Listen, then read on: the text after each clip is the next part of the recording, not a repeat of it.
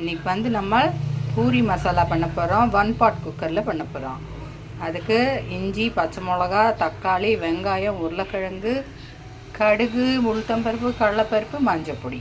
வாங்க பார்க்கலாம். நிறுத்துங்க. பாருங்க, கடலைப்பருப்பு, உளுத்தம்பருப்பு இதெல்லாமா போட்டாச்சு. போட்டு அது நல்லா கடுகு போட்டினதுக்கப்புறமா கருவேப்பிலையும் போட்டு